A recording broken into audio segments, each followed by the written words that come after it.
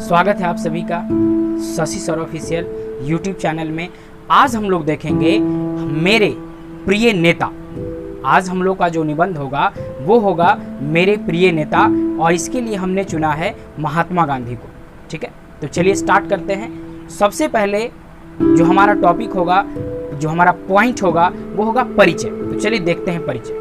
मेरे प्रिय नेता महात्मा गांधी हैं, जिन्हें भारत का राष्ट्रपिता और जिन्हें बापू के नाम से भी संबोधित किया जाता है।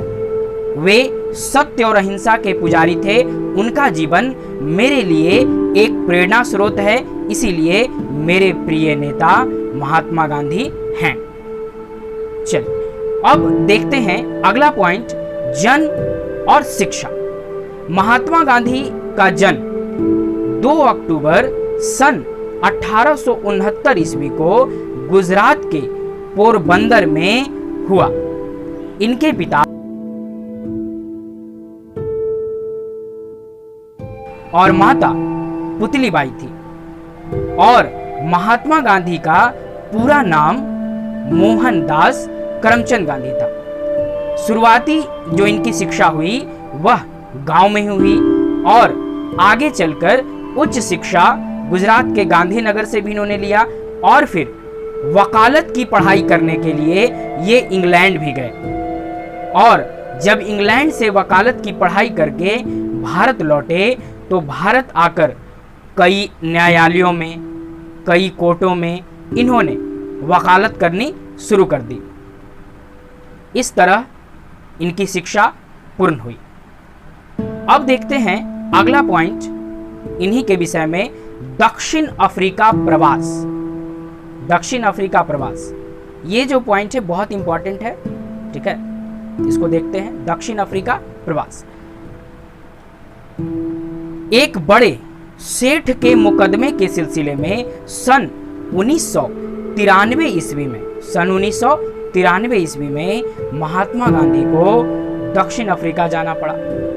दक्षिण अफ्रीका जिस दौर में महात्मा गांधी गए थे, उस समय दक्षिण अफ्रीका में रंग भेद की नीति अपने चरम पर चल रही थी।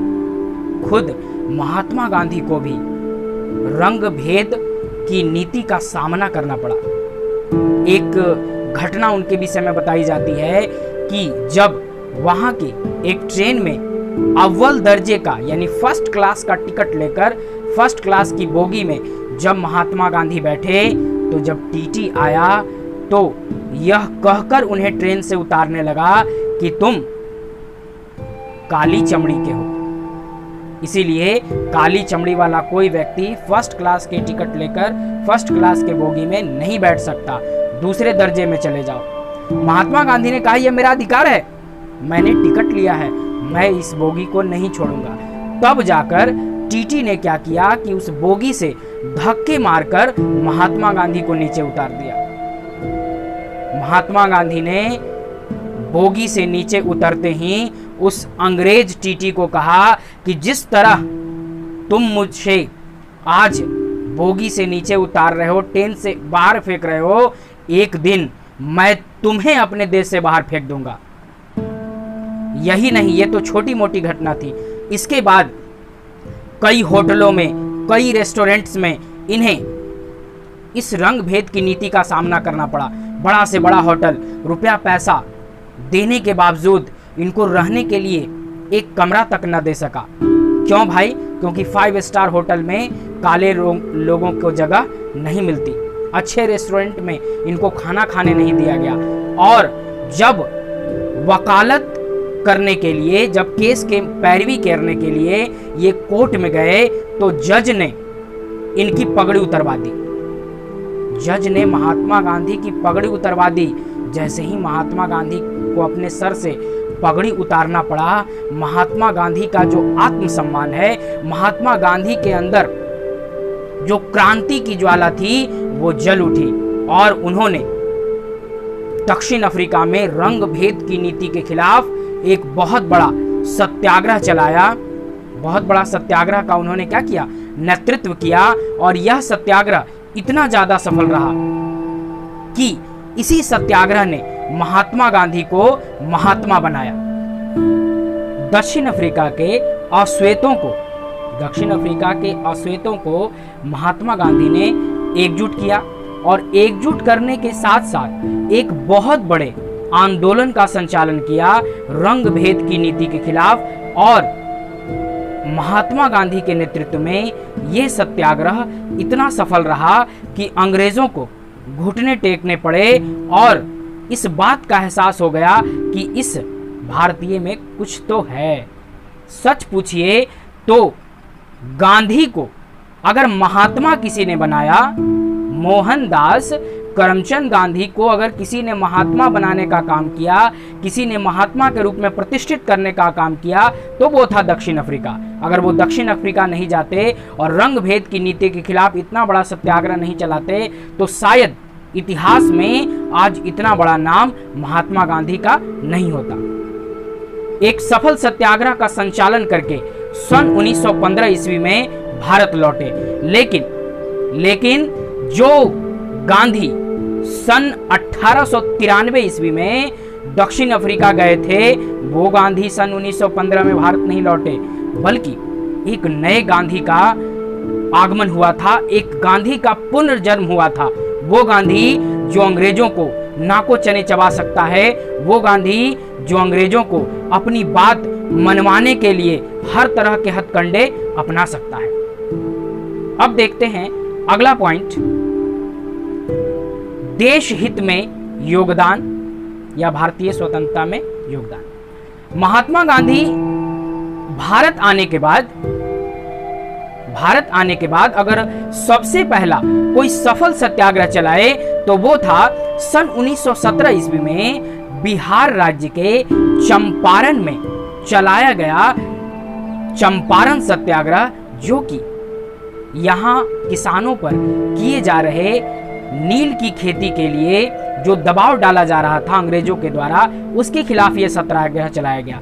अंग्रेजों ने यहाँ एक नियम बना रखा था, 3 कठिया प्रथा, यानी 1 बीघे जमीन में से 3 कट्ठा, 1 बीघे में 20 कट्ठा होता है, 1 बीघा जो होता है उसमें 20 कट्ठा होता है, उस 1 बीघे जमीन के 3 कट्ठे में यानी 20 हिस्से में से 3 हिस्से में नील की खेती किसानों को अनिवार्य रूप से करनी होती थी। लेकिन किसान इसके लिए तैयार नहीं थे। तैयार इसलिए नहीं थे क्योंकि नील की खेती जो होती है सबसे अधिक उपजाऊ जमीन में होती है, इन्हें सबसे अधिक निराई, सबसे अधिक अच्छी सिंचाई, सब कुछ की जरूरत होती है। और जब बेचने की बारी आती थी तो जो अंग्रेज हैं मुंह मांगे दाम पर इस नील की फसल को खरीद लेते थे। और एक और इसमें दिक्कत यह है कि जिस खेती में नील उगाई जाती थी, अगले 3-4 सालों तक के लिए वो खेती बंजर हो जाती थी। तो इस हिसाब से अगर आप जोड़ लें तो हर साल अगर 3-3 कट्ठा भी हो जाए तो 6 साल में 18 कट्ठा जमीन बर्बाद हो जाती है, यानी 1 बीघा लगभग बर्बाद हो जाता है, अनुपजाऊ हो जाती है। तो इस हिसाब से किसान तैयार नहीं थे। तो वहां क्या हुआ कि वहां के एक क्षेत्रीय नेता से समाज सेवक थे राजकुमार शुक्ल। राजकुमार शुक्ल का अक्सर दिल्ली आना जाना था। दिल्ली जाने के क्रम में वो महात्मा गांधी से मिले और महात्मा गांधी से जब आग्रह किए तो राजकुमार शुक्ल के आग्रह पर महात्मा गांधी बिहार के चंपारण आए और यहाँ आकर इन्होंने किसानों के दुखों को दूर किया, सत्याग्रह चलाया। सत्याग्रह इतना सफल रहा कि अंग्रेजों को बात मानने के लिए तैयार होना पड़ा। 3 कठिया प्रथा से किसानों को मुक्ति मिल गई और महात्मा गांधी को आगे का रास्ता मिल गया। इसके बाद जब सन 1919 ईस्वी में जलियांवाला बाग हत्याकांड हुआ तो इसके बाद महात्मा गांधी ने केसरे हिंद की उपाधि, भारतीयों के सम्मान में केसरे हिंद की उपाधि अंग्रेजों को लौटा दी जो अंग्रेजों ने उन्हें दी थी। और इसी के विरोध में सन 1920 ईस्वी में इन्होंने असहयोग आंदोलन चलाया, जो कि चौरा चौरी कांड तक 1922 ईस्वी में जब तक चौरा चौरी कांड नहीं हुआ था तब तक ये चलता रहा। इसके बाद नमक कानून को तोड़कर सविनय अवज्ञा आंदोलन, गोलमेज सम्मेलन, भारत छोड़ो आंदोलन जैसे कई बड़े और सफल आंदोलनों का इन्होंने नेतृत्व किया और अगर भारत की आजादी में सबसे ज्यादा जिस व्यक्ति का महत्वपूर्ण योगदान रहा वो है हमारे महात्मा गांधी। भारत को अगर अंग्रेज छोड़ने के लिए तैयार हुए तो यह ज्यादातर महात्मा गांधी के प्रयासों के कारण था, और यही कारण है कि अंग्रेज भारत छोड़ने के लिए तैयार हुए और 15 अगस्त 1947 ईस्वी को भारत आजाद हो गया। और महात्मा गांधी चाहते तो आजाद भारत में राष्ट्रपति, प्रधानमंत्री या कोई भी ऊंचा से ऊंचा पद ग्रहण कर सकते थे, लेकिन इतना ज्यादा लोकप्रियता पाने के बावजूद, इतना ज्यादा महत्वपूर्ण योगदान होने के बावजूद इन्होंने किसी भी पद को लेने से इनकार कर दिया। जैसा आजादी से पहले देश सेवा के प्रति ये समर्पित रहते थे, आजादी के बाद भी केवल देश सेवा ही इन्होंने किया। अब देखते हैं इनकी मृत्यु। महात्मा गांधी ने भारत को आजाद तो करा लिया। 15 अगस्त सन 1947 को भारत अंग्रेजों से तो आजाद हो गया, लेकिन अंग्रेज जाते जाते एक ऐसी नीति अपना कर चले गए जिसके चलते भारत आज तक दुख झेल रहा है। भारत को अंग्रेजों ने छोड़ा जरूर, लेकिन बांटो और छोड़ो की नीति के अंतर्गत छोड़ा, अर्थात भारत को आजाद करने के बाद इसके एक अन्य टुकड़ा कर दिया जिसका नाम हुआ पाकिस्तान। भारत और पाकिस्तान का जब बंटवारा हुआ तो हिंदू और मुस्लिम में दंगे शुरू हो गए। ये दंगे इतने ज्यादा बढ़ गए कि हजारों हजार की संख्या में हिंदुओं और मुसलमानों की, वैसे हिंदू और मुसलमान जो निर्दोष थे, उनकी मृत्यु होने लगी।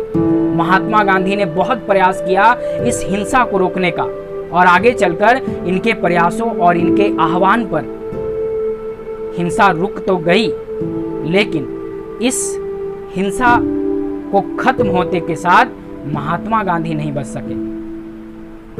30 जनवरी सन 1948 ईस्वी को दिल्ली में एक प्रार्थना सभा के दौरान नाथूराम गोडसे ने गोली मारकर महात्मा गांधी की हत्या कर दी, और इस जैसे महान व्यक्ति का अंत तो हो गया, लेकिन बताया जाता है कि मरते वक्त भी उनके मुख से अंतिम शब्द निकला था, हे राम। उन्होंने मरते वक्त भी किसी प्रकार की बद्दुआ नहीं दी नाथूराम गोडसे को। इतने अच्छे विचार थे महात्मा गांधी के। और भारत के राष्ट्रपिता, भारत के युग पुरुष, आजाद भारत के निर्माता की इस प्रकार निर्मम मृत्यु हो गई। अब अंतिम पॉइंट देख लेते हैं, संदेश। महात्मा गांधी का पूरा जीवन हम भारतीयों के लिए एक प्रेरणा का स्रोत रहा है। सत्य, अहिंसा के ये पुजारी रहे हैं, और यही कारण है कि 2 अक्टूबर को विश्व अहिंसा दिवस मनाकर पूरा विश्व इनके प्रति अपना समर्पण व्यक्त करता है, इनके प्रति अपना सम्मान व्यक्त करता है। इसीलिए हम भारतीयों को चाहिए कि हम महात्मा गांधी के बताए हुए पद चिन्हों पर चलें, उनके संदेशों को आत्मसात करें, उनके जैसा जीवन जीने का प्रयास करें, और अपने महात्मा गांधी के लिए, अपने बापू के लिए इससे बड़ा समर्पण, इससे बड़ी श्रद्धा और कुछ नहीं होगी कि उनके बताए हुए रास्ते पर हम चल सके। तो इस तरह से हमारा प्रिय नेता का जो निबंध था समाप्त हुआ। अगर आप इस निबंध का PDF प्राप्त करना चाहते हैं तो हमारे Shashi sir official Telegram channel को ज्वाइन कर लें। वहां अगले दिन आपको इसका PDF मिल जाएगा, जिस दिन वीडियो अपलोड हुआ है उसके जस्ट अगले दिन। और एक रिक्वेस्ट, अगर आप चैनल पर नए हैं तो प्लीज़ चैनल को सब्सक्राइब ज़रूर कर लें। अगर वीडियो अच्छा लगा हो तो लाइक, कमेंट, शेयर ज़रूर करें। इससे हमें और भी अधिक प्रेरणा मिलती है इस तरह के वीडियोस बनाने के लिए। तो हमें आपके फीडबैक का, आपके जवाब का, आपके कमेंट का इंतज़ार रहेगा। आज के लिए इतना ही, मिलते हैं नेक्स्ट वीडियो में। तब तक के लिए सबको जय हिंद।